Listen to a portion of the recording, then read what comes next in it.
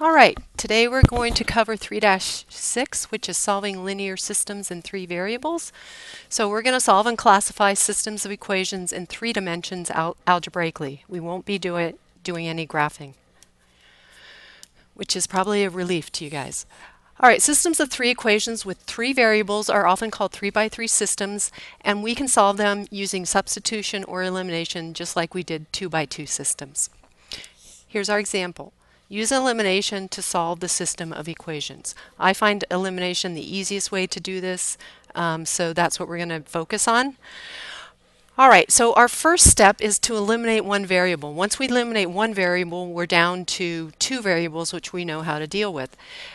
Getting rid of one variable involves 2 eliminations, so we're going to first eliminate z out of these 2 equations, and then we're going to do another elimination to get z out of these 2, and that will bring us down to a system that we know how to solve. All right, so if we take equation 1, that's kind of hard to see, and equation 2, this has z, the coefficient is 1, here it's -3. So if I multiply this one by 3, that will get me to 6x minus 9y plus 3z equals -48. And when I add the 2 together, z is eliminated, and I end up with an equation 11x plus 11y equals -55. So now we're down to 2 variables. We need 2 equations to solve 2 variables, so we need one more equation. And we're going to get another equation by taking 2 other combinations. In this case, they've chosen to take 3 and 2. You could have taken 3 and 1. It doesn't matter. You just need to use 2 different ones than you used in the first elimination. So here we've got equation 3. Here we've got equation 1. Again, this has a -2z. So if we multiply this by +2, we're going to end up with -4x minus 6y plus 2z equals -32 in the second equation. And when we add the 2 together, 3x and 4x is 7x minus 2y, this gets canceled out, and this is equal to -25. So now we have 2 equations with 2 variables. We're going to take these 2 equations and solve them using substitution or elimination, just like we did previously in 3-2. So here's our 2-by-2 system. They've decided to use elimination again, so they multiply this one by -2 and this one by 11, and they're going to make the coefficient of y the same.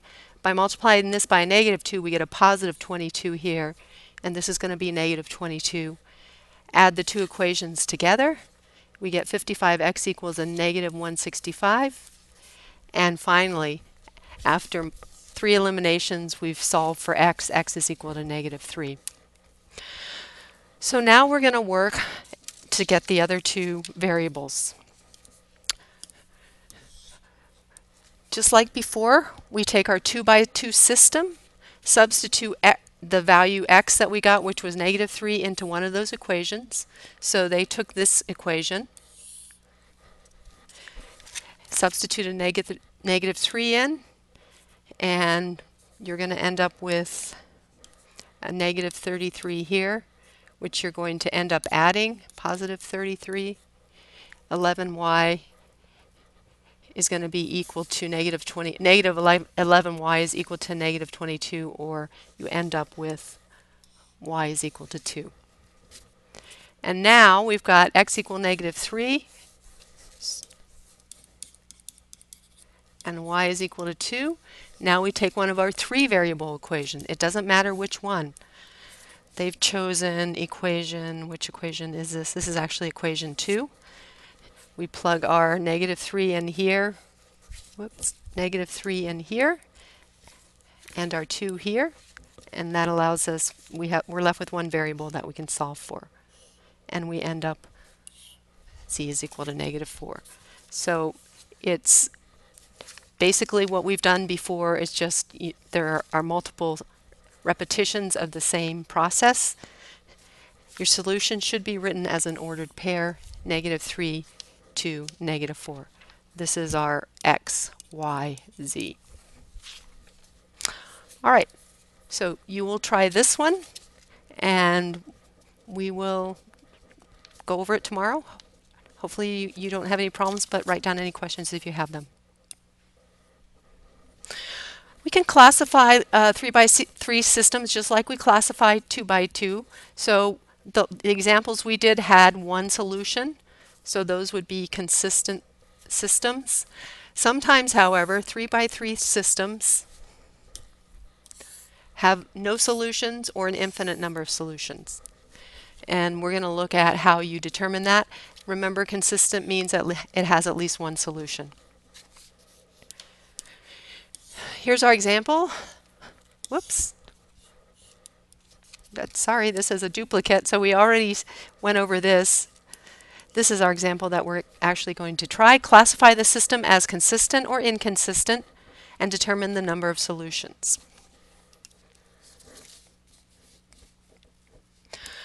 All right, so we're going to use elimination to classify these.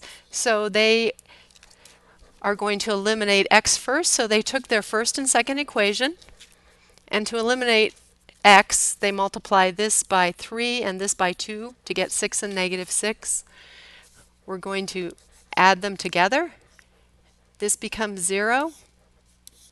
-18 and +18 becomes 0. 12 and -12 becomes 0, and 6 and -6. So we end up with this 0 equals 0, which hopefully you remember is an identity. Whoops, and we're missing a few of the equation numbers here. Okay, so we're going to take 1 and 3. This was 1 and 2. Multiply this one by 5 and this one by -2. And we end up with these equations. And again, you see 10x is, and -10x cancel out, -30 and +30, -20 and +20, 10 and -10, we get 0 is equal to 0.